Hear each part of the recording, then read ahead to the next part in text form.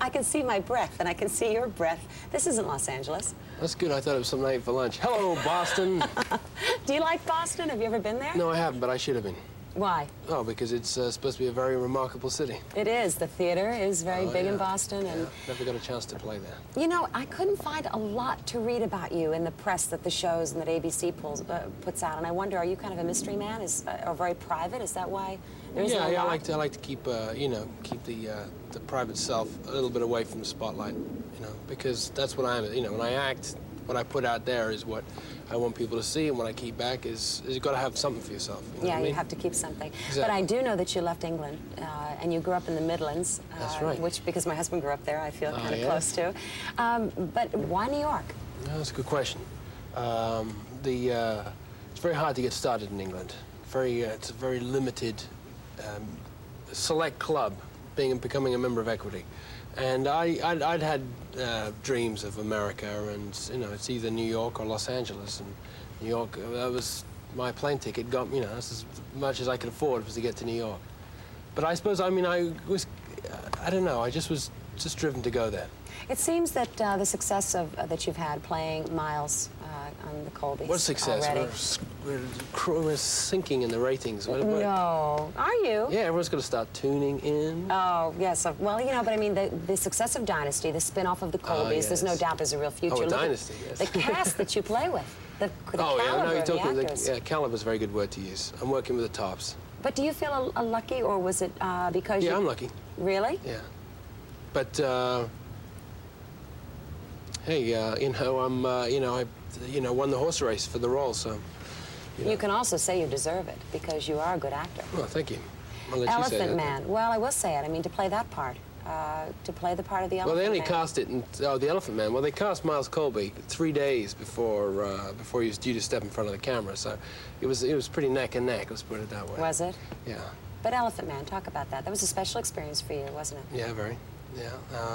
I explained to you I met my wife on that, which was, you know, the most important aspect of it for me in terms of my life. But professionally, it was an opportunity to play a marvelous man, a saint, and in the most hideous costume. His body was, you know, well, you saw the play up in New York. I mean, it's a tragic tale, but this man triumphed over all adversity and didn't let anything get him down. And it's a, you know, it's a true testament to his spirit and his courage.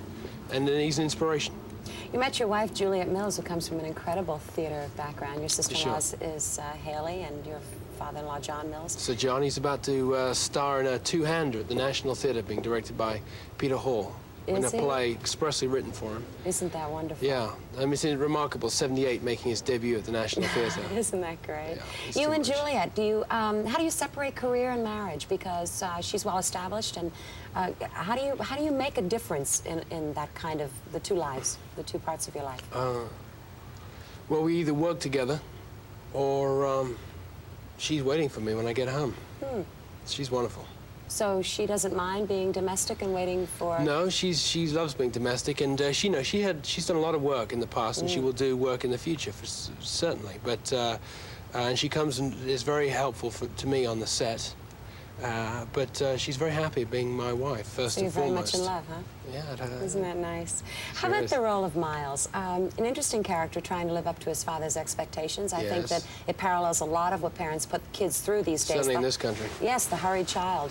And I wonder if there was any of that in your own life. Did you have things to live up to? No, I didn't really have a father to live up to because he buggered off. Oh, he did? No. Whatever happened, I'm not sure. Oh, there you go. That's the man of mystery coming out. Oh. There we go. Getting you can't use that word anyway. No. But anyway, I didn't really have a role model to live up to. Let's put it that way. Really, you missed I had my own. You know, I had to create my own standards, my own goals, and I'm achieving them. And you have to keep setting, objectives. So are you saying that you're strong because it wasn't easy when you were a kid? I didn't say I was strong, but it wasn't difficult as a kid. In a way, I had a very privileged childhood. Well, there's one of the crew. They're privileged too. They can say anything they want while we're talking. I had a very good education, and my mother was very, good to me, and you know.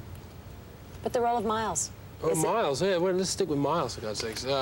He's Miles the Maniac. I don't know where he's going to go. You don't? No. In fact, Stephanie Beecham gave me some advice yesterday. She said, play this next script like the man's just hurting all over because, you know, he's turning into such a pug. How long is he going to last?